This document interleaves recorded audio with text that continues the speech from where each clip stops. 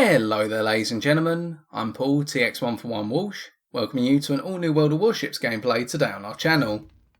In this episode we shall once again be setting sail in our Tier 6 Russian destroyer known as the Ognevoi, a personal favourite of mine, and today we are in a ranked match on the road to rank 15.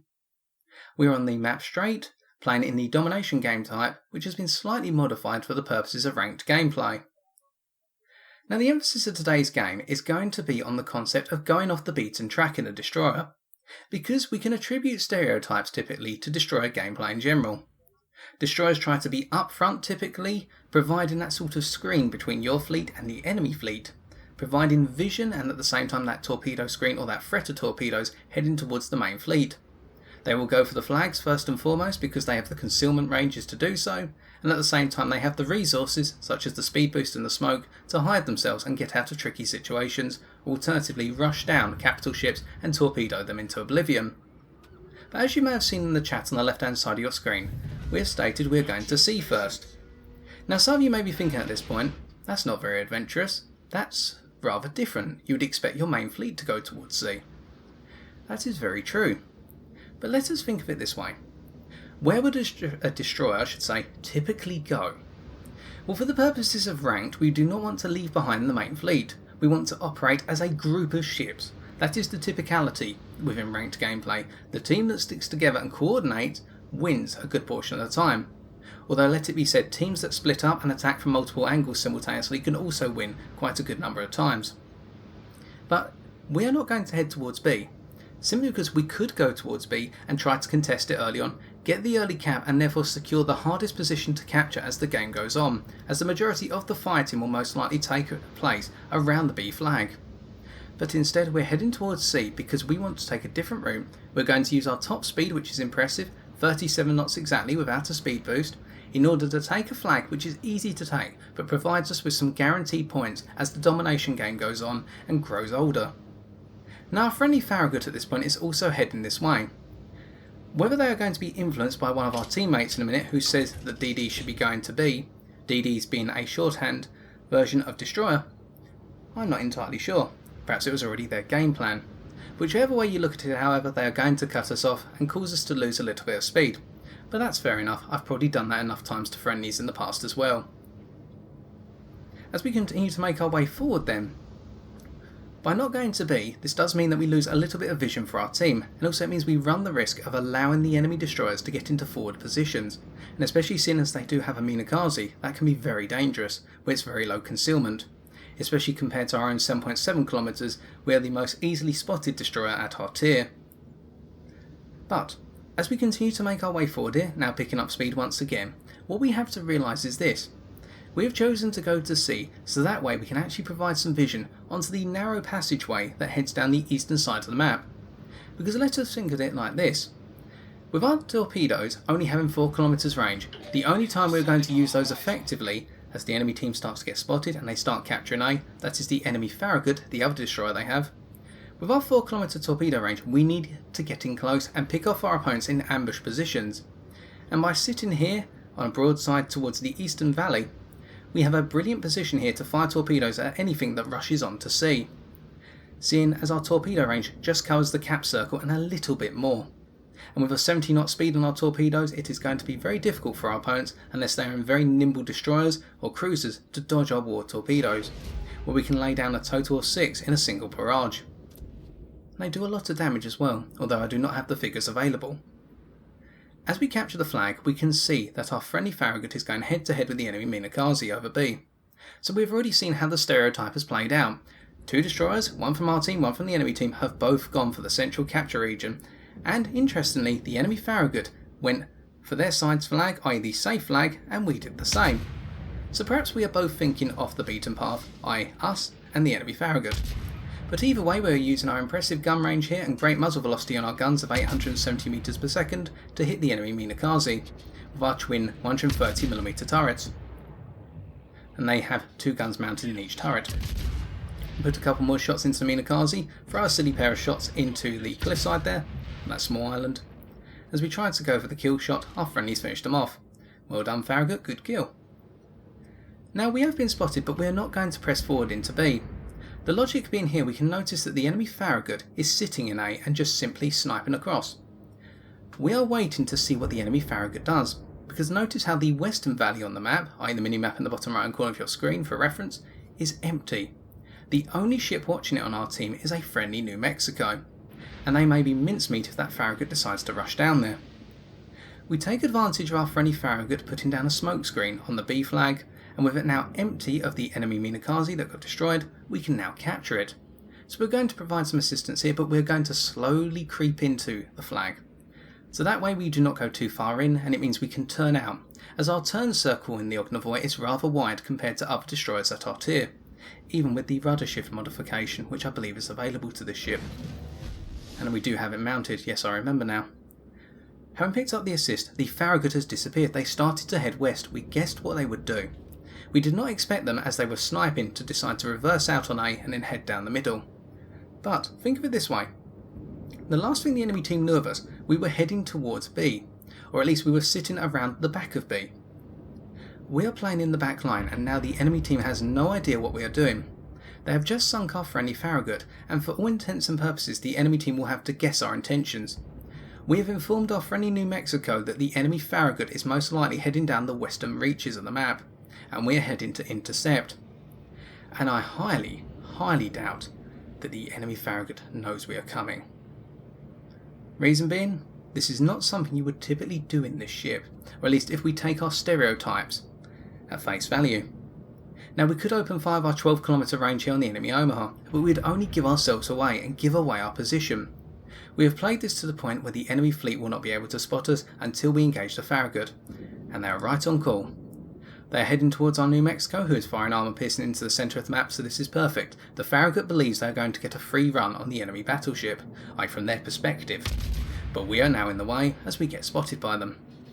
Our initial shots miss, but our second burst is going to be a little bit closer to the target.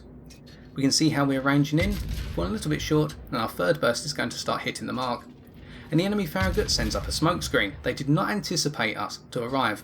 I would say that is a panic smoke screen, and they're most likely sending their torpedoes down towards us and the New Mexico now as we cover them off, the New Mexico. We've set a fire on the enemy Farragut, whether they have put it out or not, time will only tell, and here are the torpedoes. We made sure not to head into them by not overspeeding or using our speed boost, and now knowing that the Farragut's reload time on their torpedoes is over a minute, we can go into that smoke screen and cut them to pieces. Reason being, I own a Farragut and I know the torpedo reload time. So having a little bit of knowledge about our opponent's ships is always going to come in handy, so a little bit of study before you play the game always helps. I'm now telling the team that I'll be rushing this smoke screen, so they do not have to worry, they only need to provide cover, if needs be, in the form of our friendly New Mexico. And I reckon in a gunfight the Ognevoi will rip the Farragut to pieces with a high explosive, and also we have our torpedoes with their absolutely brutal top speed. We spot one another, we get ready to launch our torpedoes, fire them wide to make sure that the Farragut turns one way, and then fire others very tight, and the Farragut sails into one. That's our first kill. We've cut them to pieces, the enemy destroyers are now down, and now the enemy team is most likely going to think, okay, well, the Ognevoi made it all the way onto the western side and took out our destroyer. Now what are they going to do? Are they going to rush back in towards the centre? So we stop right in the middle of the map. The enemy team most likely does not have their guns pointed towards us yet, and if they do, well, we could be classed as an easy target. But before they can even get their guns on us, if they decide to do so, we become unspotted once more. Pardon me. So this means we're not telling our opponents what we're going to be doing. We could now be going northwest, or alternatively, as we're going to do, we're going to head into the middle of the map. We originally typed into our team that we'd be heading round to the rear of A, but an enemy New Mexico is cruising way too tight to the cliff face off to what would be our port side, and we are going to punish them for it. We have given ourselves time as well by going stationary to reload our torpedoes with their rather long reload time. We are now charging in using our speed boost to get the maximum out of our ship. We can see that our speed is heading above 39 knots, although we've dropped it a little with a slight manoeuvre, but we are charging in towards the New Mexico. Armour piercing loaded on their broadside, we're aiming for the upper decking to penetrate. A very nice hit, 1650 damage. Remember, you can use armour piercing against enemy battleships, do not be afraid to in a destroyer.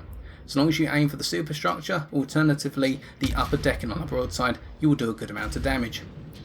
We're charging in, we take a hit from the secondaries, but we use our repair to put our engine back in place, with last stand available to us as well, the captain's skill.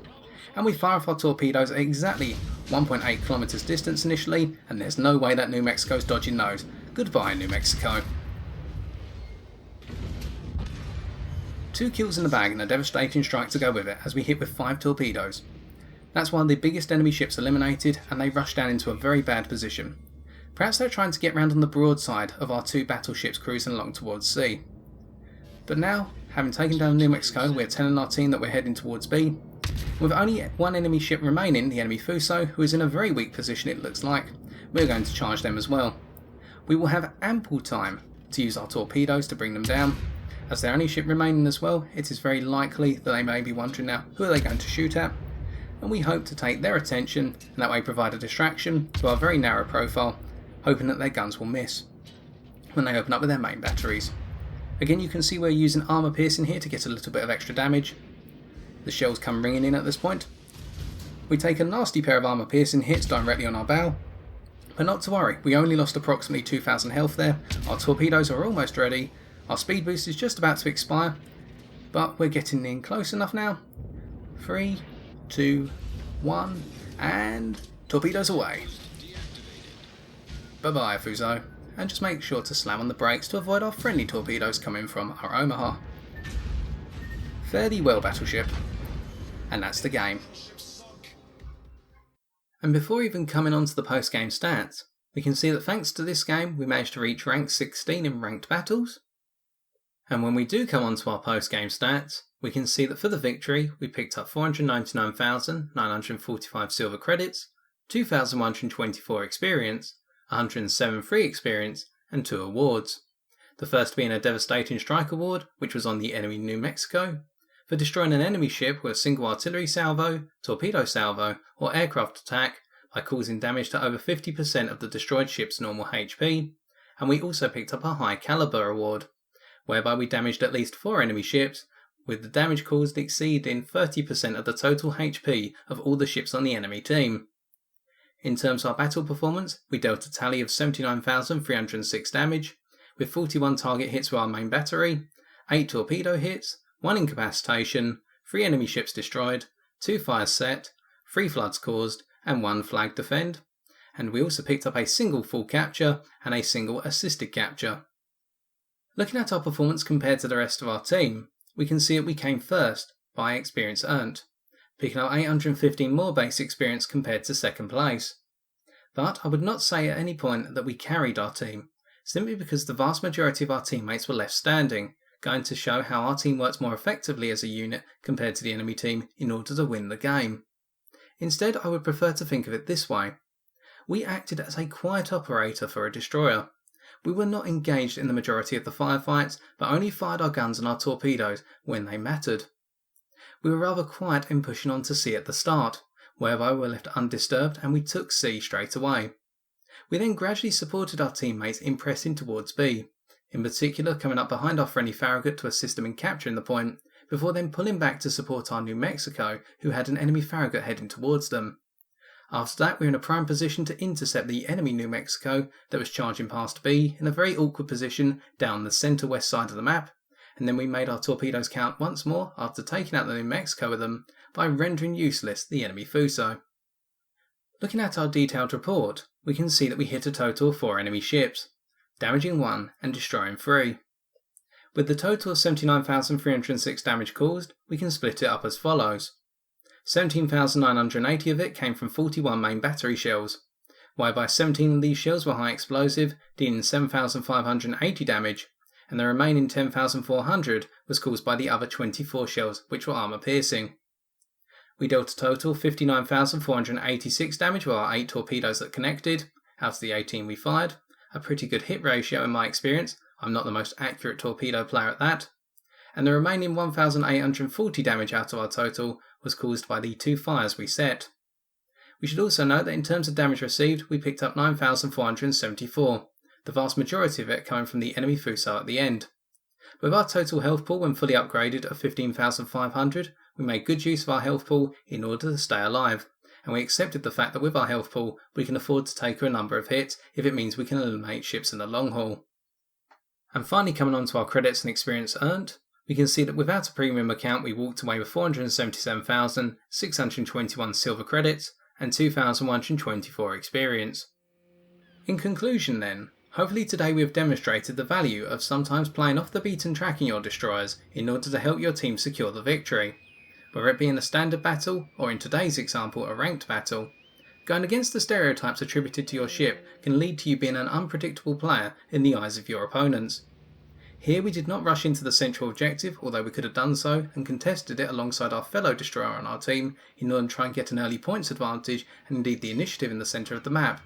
But we have to consider alternatively that we would have limited our options from that point onwards and put a lot of pressure on ourselves to make snap decisions. Instead we took the safer option, heading towards the objective over in the east side of the map and provided some vision down that side of the map for our team. We could then make a number of decisions very carefully and rather logically as to how to support our team next, heading into the central objective after some time and reading that one of the enemy destroyers, an enemy Farragut, was going to try and push down the western side of the map to try and take out one of our friendly battleships. We managed to intercept this enemy destroyer who probably did not expect us to be there at that time and place, and having taken them out, we were then in a prime position to take out the remaining 2 enemy battleships. And it is very likely that at some instances in the game, the enemy team were wondering what exactly the Ognevoi, i.e. us, on the enemy team as seen from their perspective, was up to exactly, because the amount of time we were spotted in that match was rather little compared to how sometimes you can be spotted for a large portion of the game in a destroyer because you take that initiative and you take that forward approach.